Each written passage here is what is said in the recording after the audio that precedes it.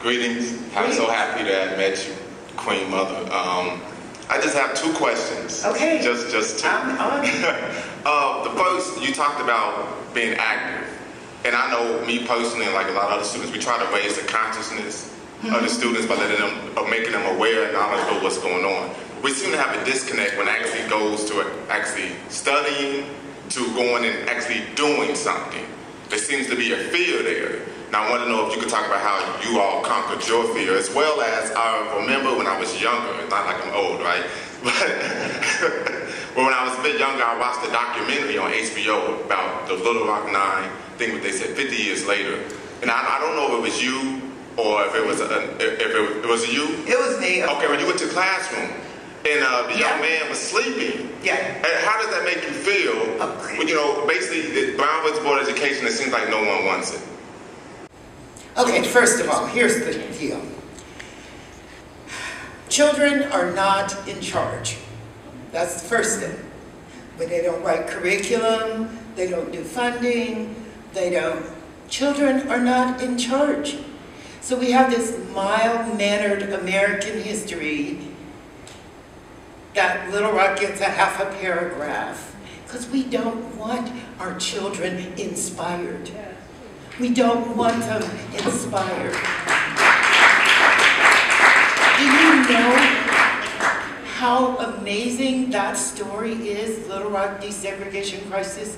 Do you know how amazing? Anybody here seen the Children's March put out by Southern Poverty Law Center? Hey, ain't this an institution of higher learning? For God's sakes, go to Southern Poverty Law Center, get their videos, they're free. All you have to do is send in a card. It's about 5,000 children getting arrested in Birmingham.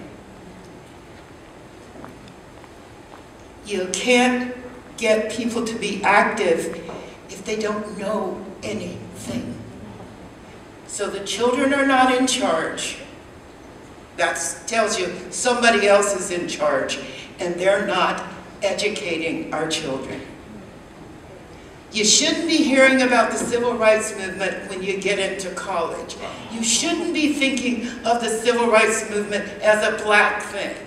You shouldn't be.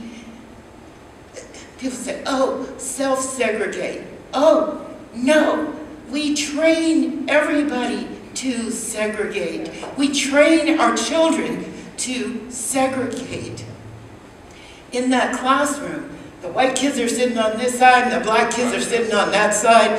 And I said, come front and see what you see. And they came and, oh, we have something on the wall. They can't even see it. I said, you have all the black kids on this side of the room and all the white kids on this side. You think I went through all that hell so you can do this 50 years later? And they say, that's the way it is. Well, what if the Little Rock Nine had said, this is the way it is, and it's going to stay this way? In North Little Rock, across the river, a group of boys tried to desegregate North Little Rock High. They didn't desegregate that school until 1975. So if we wait for people to choose, to maybe think about and possibly do it, it'll never happen. And that's what we don't understand. Let's get crazy here.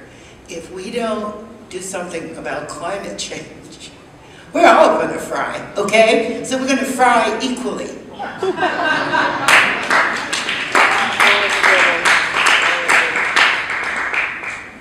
But we're persuaded that somehow we have to be here. I went into the Multicultural Center and it was vibrant and fabulous and wonderful. And I thought, wow, well, are people crossing the hoops? Are they going into the other sections? Or are we hanging out in our ethnic group? And, oh God. And I try to work with people. I did work with Dolores Huerta, some other activists, because I want to model that we're all in this keep acting like they did 55 years ago, then we're going to stay the same, and we're, you know, what a shame. What a waste. Okay, second question. I drove you away from that microphone. I'm trying to remember because I was so enamored. Yeah, like I said, 50 years later, you go to the schools. Like when I was in high school, it was a joke. I played football. I said, you know what, I want to take these classes. They said, hey, no problem. But when I graduated, got the college, I was like, oh my gosh. You know, so if you could speak to, it seems almost to the point to where, like Dr. Joanne Scadrucci said, that the schools are in on it. The schools are in on dumbing the kids down. Of course. Was it Carter G. Woodson? The miseducation. Miseducation. Okay, that's what it's about. But guess what? It doesn't have to be that way. That's the key. You know, I have 6 kids. That's a lot of PTAs, right?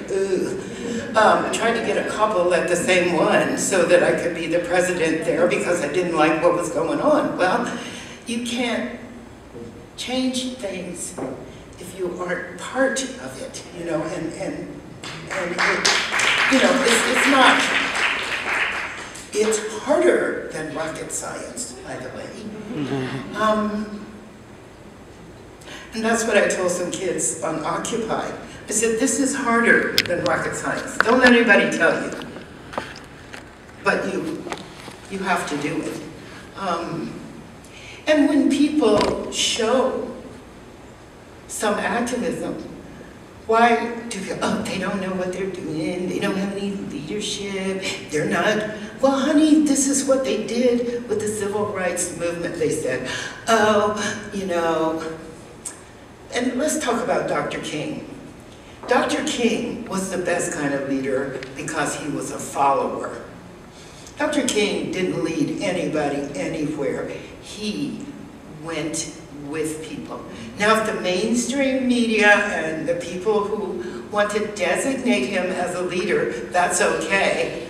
But where's Snicker? He's laughing behind his hand because he knows that real leadership is going where people need you. And so we keep getting fooled. I keep being told by young people, well, we don't have a leader. Honey, do you have, I have a daughter who's an amputee, so I have to be careful about saying, do you have feet? But do you have locomotion? Can you get somewhere? Can you move to a space of usefulness? So, sorry.